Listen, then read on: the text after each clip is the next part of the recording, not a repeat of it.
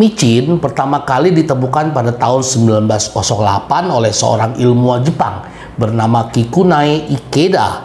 Ia menemukan bahwa rasa khas yang dikenal sebagai umami dalam makanan seperti kaldu tulang dapat diidentifikasikan sebagai rasa glutamat.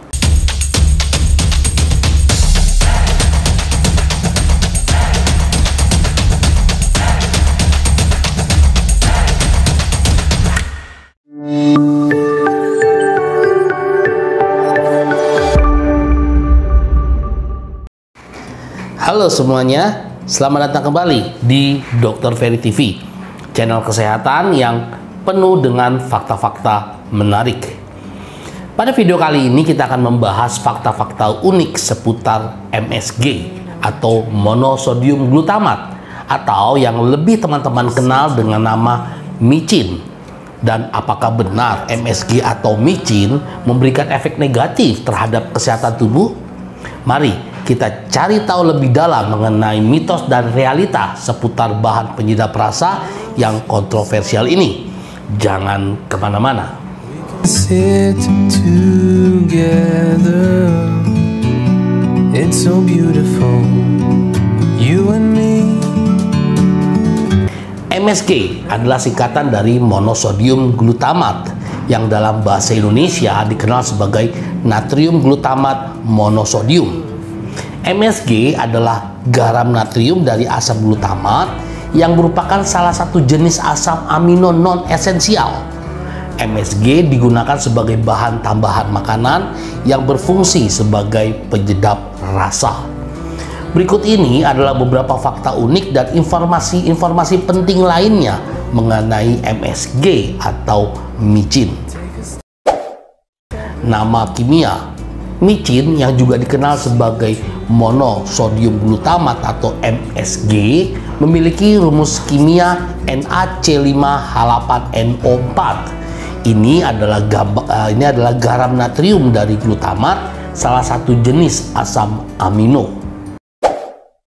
Asal-usul micin pertama kali ditemukan pada tahun 1908 oleh seorang ilmuwan Jepang bernama Kikunae Ikeda. Ia menemukan bahwa rasa khas yang dikenal sebagai umami dalam makanan seperti kaldu tulang dapat diidentifikasikan sebagai rasa glutamat. Rasa umami. Micin merupakan salah satu zat penyedap rasa yang dapat memberikan rasa umami pada makanan. Umami adalah salah satu dari 5 rasa dasar yang diakui bersama dengan manis, asam, asin, dan pahit. Produksi micin dapat diproduksi secara sintetis melalui fermentasi bakteri atau proses kimia. Proses fermentasi yang umum digunakan melibatkan bakteri yang mengubah glukosa menjadi asam glutamat yang kemudian dikonversi menjadi micin. Penggunaan micin banyak digunakan sebagai bahan tambahan makanan untuk meningkatkan rasa dan memberikan efek umami pada berbagai jenis makanan dan minuman seperti mie instan, makanan kalengan, saus, dan makanan siap saji. Efek kontroversial. Micin telah menjadi subjek kontroversi terkait dampaknya terhadap kesehatan. Beberapa orang melaporkan adanya gejala yang disebut sindrom rasa Tiongkok setelah mengkonsumsi makanan yang mengandung micin. Namun, studi ilmiah belum dapat secara konsisten membuktikan adanya sindrom ini atau efek negatif yang signifikan dari konsumsi micin. Alternatif alami. Jika teman-teman ingin menghindari penggunaan micin atau mencari alternatif alami, beberapa bahan seperti keju permasan, jamur, tomat, ikan kering, dan alga seperti kombu dapat memberikan rasa umami alami pada makanan. Penggunaan di berbagai masakan.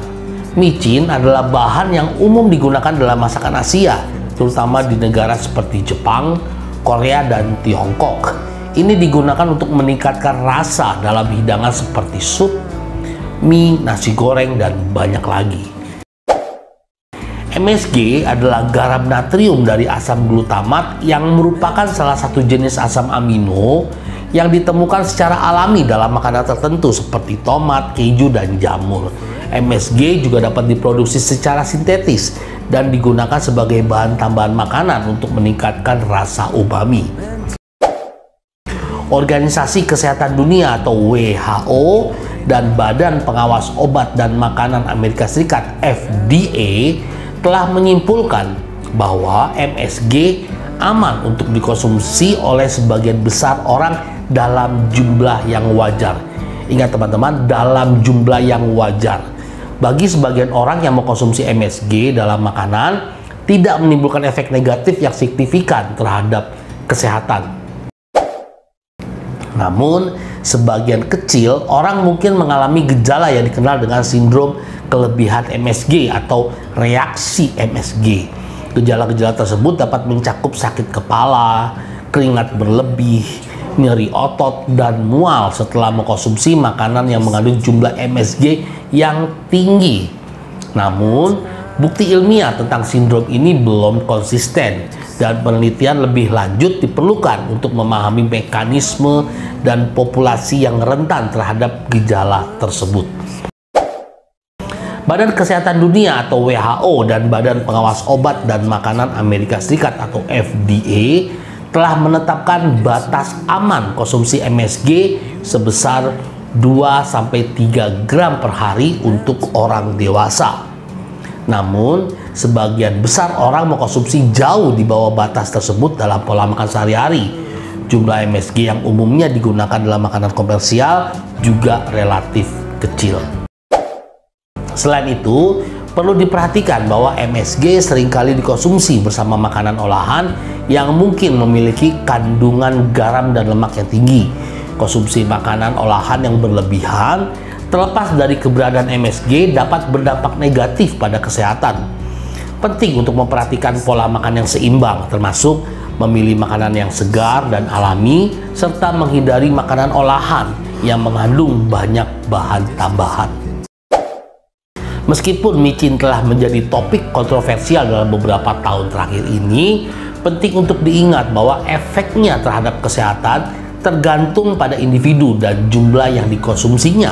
Sebaiknya konsultasikan dengan dokter atau ahli gizi jika teman-teman memiliki kekhawatiran khusus terkait konsumsi micin. MSG atau monosodium glutamat adalah bahan tambahan makanan yang umum digunakan untuk meningkatkan rasa pada makanan. Meskipun terdapat beberapa kontroversi seputar efek MSG pada kesehatan, banyak penelitian ilmiah telah menyimpulkan, ingat teman-teman, telah menyimpulkan bahwa MSG aman untuk dikonsumsi dalam jumlah yang wajar. Sekali lagi saya tekankan, dikonsumsi dalam jumlah yang wajar. Penting untuk dicatat bahwa beberapa individu mungkin mengalami reaksi sensitivitas terhadap MSG yang dikenal sebagai sindrom restoran Tiongkok atau MSG simptom kompleks. Gejalanya dapat meliputi sakit kepala, kemerahan pada kulit, keringat berlebihan, dan nyeri otot. Meskipun reaksi ini jarang terjadi dan hanya terjadi pada individu yang sangat sensitif. Jika teman-teman mengalami gejala tersebut setelah mengkonsumsi MSG, disarankan untuk menghindari atau mengurangi mengkonsumsinya. Seperti dengan banyak hal dalam pola makan, penting untuk menjaga keseimbangan dan variasi dalam asupan makanan. Meskipun MSG dapat digunakan secara aman dalam jumlah yang wajar, tetaplah memilih makanan yang seimbang, segar, dan minim penggunaan bahan tambahan termasuk MSG untuk mendukung kesehatan tubuh secara keseluruhan. Jika teman-teman memiliki kekhawatiran khusus tentang MSG atau dampaknya pada kesehatan, disarankan untuk berkonsultasi dengan profesional medis atau ahli gizi. Demikian informasi mengenai MSG atau yang lebih dikenal dengan micin untuk teman-teman semua. Saya berharap informasi ini dapat memberikan manfaat yang baik buat teman-teman semua. Dukung terus channel ini, Dr. Ferry TV, agar channel ini bisa cepat berkembang, channel ini bisa tetap terus eksis, memberikan informasi dan edukasi yang baik, terutama dalam bidang kesehatan dan kedokteran. Jangan lupa setelah menonton video ini, berikan tanda like, subscribe, bunyikan lonceng notifikasinya, dan share sebanyak-banyaknya. Jumpa lagi di video-video berikutnya bersama saya, Dr. Ferry Juliawan. Tetap semangat, salam sehat.